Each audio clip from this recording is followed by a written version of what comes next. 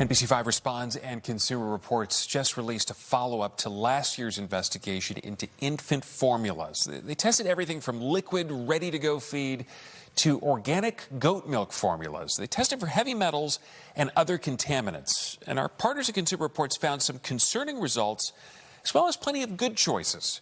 NBC5's Responds investigator PJ Randhawa shares the results. Last year, Consumer Reports told parents about finding lead and arsenic in some of the 41 infant formulas CR tested. Now scientists are going even deeper, analyzing 49 more baby formulas for arsenic, lead, PFAS, BPA, acrylamide, and other contaminants. We had a lot of questions from readers after our first round. Readers were curious to learn about more hypoallergenic formulas, plant-based formulas, and liquid and ready-to-feed, which were not included in our first round of tests.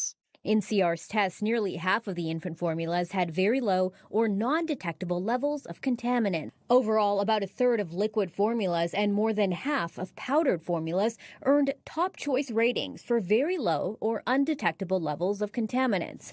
But there's still room for improvement. More than half of the formulas contained potentially concerning levels of inorganic arsenic, a known carcinogen. Several were flagged for lead, which can harm a baby's brain development. PFAS, sometimes called forever chemicals, were detected in over a quarter of the products, and small amounts of bisphenol A and acrylamide were detected in a few powders, two chemicals known to be harmful to babies' health at too high levels. All of the formulas in these tests are ultimately safe to feed your baby. CR's experts are using the most protective levels to assess health risks and compare formulas to one another because it's such an important food, and we believe that parents really want more information. There are no federal limits for heavy metals allowed in infant formula, and companies aren't required to routinely test for them or share results publicly. Manufacturers told CR that they stood by the safety of their products, saying that they conduct extensive internal testing and pointing out that any contaminants fall within regulatory limits.